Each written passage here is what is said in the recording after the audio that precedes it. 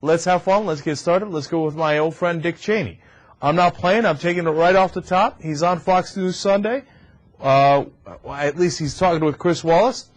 And first thing Chris Wallace wants to do is ask him about his low approval numbers because he is a historically unpopular vice president.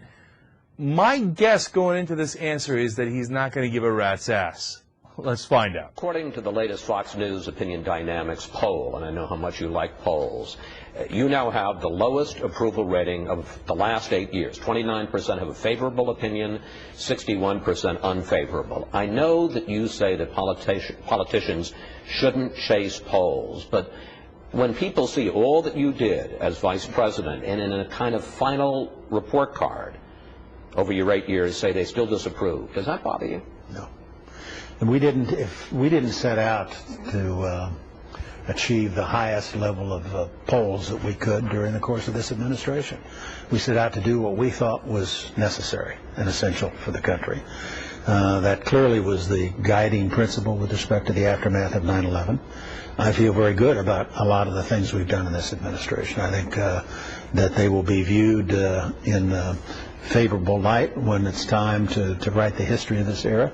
I think the fact that we were able to protect the nation against further attacks from Al-Qaeda for 7.5 years is a remarkable achievement.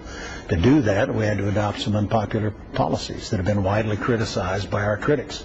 But I think in terms of is 29% good enough for me? Well, we fought a tough re-election battle. We won by an adequate margin in 2004. We've been here for 8 years now.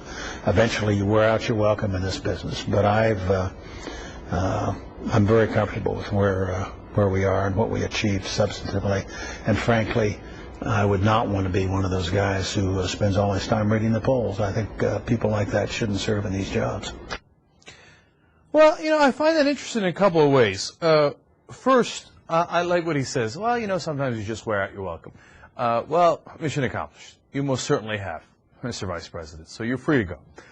But secondly, I like how he throws in there, I think we've had really good results, and people have seen that. Well, you see, if they thought they saw really good results, you wouldn't be the most unpopular vice president of all time.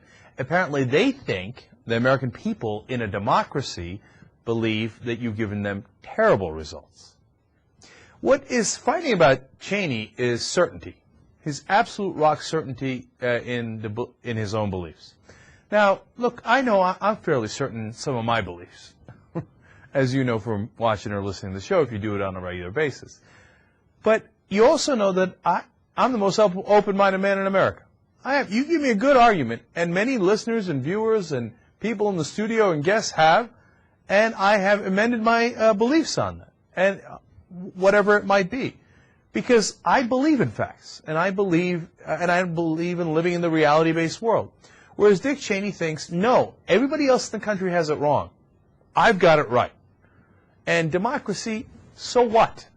He said it in an interview earlier when asked about poll numbers. He said, so what? What do I care? Well, you're supposed to care because you're supposed to represent the people of the country. You're not just supposed to represent your own ideas. But in Dick Cheney's mind, he's got a Malcolm X mentality, by any means necessary, And if it means that I'm unpopular, it means that people don't agree with what I'm doing, I'm going to do it anyway. I don't give a damn. But somewhere along the line, he forgot. He forgot that he's supposed to represent people, and that's what he was elected for. No matter what it is, you got to challenge yourself. And even on the things that I am most certain of, for example,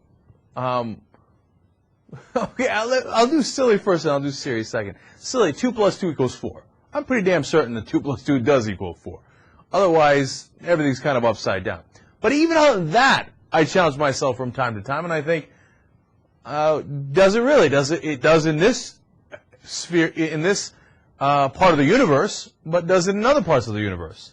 How about the time-space continuum? In a different time or in a different space, does 2 + 2 = 4? And if it doesn't, what does that mean for what we view to be reality? So I'll go even that far in it, even though that might seem a little silly or a little far-fetched. And then on the serious side, look, I am 100% certain within my own mind that the religions are not true. Doesn't mean that there isn't a God or some higher consciousness or that I have any degree of certainty as to whether that exists, that kind of entity exists or doesn't exist, or what form it's in. But are the Bible, the Quran, the Old Testament, the Talmud, Torah, etc., are they the Word of God as they are seen literally? Impossible. Impossible. It's definitely not true. And every so often, in fact, fairly often, I think to myself, all right, but do I really have it right?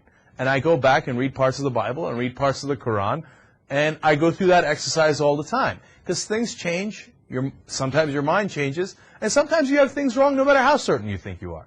So I do these kind of exercises just to make sure, right? And just because, who made me the decider of all things? Nobody did, right? And of course I could be wrong about certain things, obviously. Now, that's doubt, and I think it's healthy. Dick Cheney does not have that doubt. Doesn't have it. He has rock-hard certainty in his head, and that's a frightening thing, especially for someone who is, I would say, the second most powerful man in the country, but let's keep it real. He was the most powerful man in the country. For a large part of this presidency, he ruled. George Bush was 100% asleep at the wheel. Didn't know what the hell was going on, and Dick Cheney was running the whole government. Not just making the major decisions, but also making all the minor decisions. Who gets hired and fired, whether it's the U.S. Attorney's Office or the EPA or NASA. Cheney had his finger in every pot. And he was running the government while the idiot Bush slept. And Bush didn't even realize it. And towards the end, he began to realize it, waking out of his slumber, felt, I think, we don't know, and I'm just guessing here based on the reports that I've read. I think that towards the end, Bush might have felt a little betrayed by Cheney. But he was the most powerful man on earth for a long time, and he just does not give a damn what the people of the country think and what our system of government is, because our system of government is democracy. So for a man that powerful to have that kind of certainty, especially when he's wrong, was a very dangerous thing, and we live through that danger, and we suffer the consequences of that danger.